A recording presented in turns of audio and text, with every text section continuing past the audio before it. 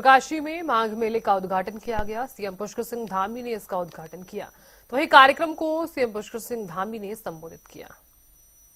का उत्पादन 4 गुना बढ़ा है। भाइयों बहनों, रिवर्स प्लान यानी कि जो लोग पहले अपने रोजगार के लिए अन्य कारणों से यहां से अपने अपने स्थानों को छोड़कर चले गए थे, अब वो फिर से अपने पैतृक स्थानों की ओर लौट रहे हैं। उसमें भी काफी सुधार हुआ है। विकास योजनाओं को धरातल पर उतारने के साथ ही हमारी सरकार देवभूमि उत्तराखंड के मूल स्वरूप की रक्षा करने के लिए भी निरंतर कार्य कर रही है। हमारी सरकार ने स्पष्ट किया है कि देवभूमि में अतिथि देवो भव की परंपरा तो चलेगी, लेकिन देवभूमि की मर्यादा तोड़ने वालों के लिए यहाँ पर कोई जगह नहीं है, कोई स्थान यहाँ उनके लिए नहीं होगा जो देवभूमि की मर्यादा को तोड़ने का काम करेंगे, हमारे देवत्व को नुकसान पहुंचाने का काम करेंगे। हमने सख्त धर्मांतरण रोधी कानून, सख्त गंगा रोधी कानून लागू कर उन ताकतों को ये संदेश दिया है जो हमारी शांति भंग करना चाहते थे।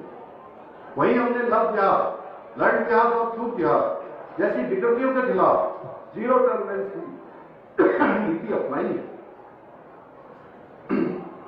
अब तक हमने 10,000 एकड़ से अधिक जमीन सरकारी इन लैंड माफियाओं से, उनके चंगुल से मुक्त कराने का काम भी किया है। इसके साथ ही हमने राज्य में सख्त भू कानून लागू किया है जो हमारे पहाड़ों के मूल स्वरूप की रक्षा करने के साथ साथ स्थानीय लोगों के हितों को सुरक्षित करने का कार्य भी करेगा। यही नहीं, हमने ऑपरेशन कालनेमी के द्वारा सनातन धर्म को बदनाम करने वाले पाखंडियों को भी सलाखों के पीछे भेजने का काम किया और हमने संकल्प लिया है कि ऐसे छद्मधारी, छद्म वेशधारी जहां से आए हैं हम उनको वहीं पहुंचाकर दाम देंगे, उनको तब तक हम लोग छोड़ने वाले नहीं हैं।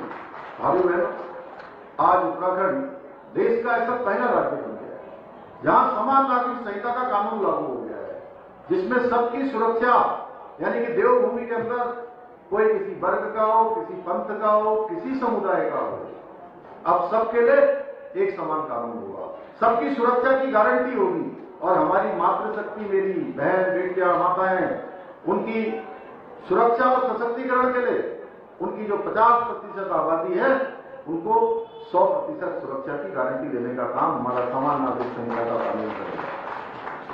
इसके साथ ही हमारी सरकार ने राज्य में युवाओं के भविष्य को सुरक्षित करने के लिए देश का सबसे सख्त नकल विरोधी कानून लागू किया है। इसी का नतीजा है कि पिछले 4 वर्षों में 27,000 युवाओं को पारदर्शी तरीके से सरकारी नौकरियां प्रदान करने में सफलता मिली है और ये 27,000 आंकड़ा मैं अभी बता रहा हूं, इसमें 2,000 और जुड़ने वाला है। पुलिस विभाग की जो भर्ती हुई थी उस भर्ती का परीक्षा परिणाम माननीय न्यायालय में लंबित पड़ा हुआ था। माननीय न्यायालय ने उसका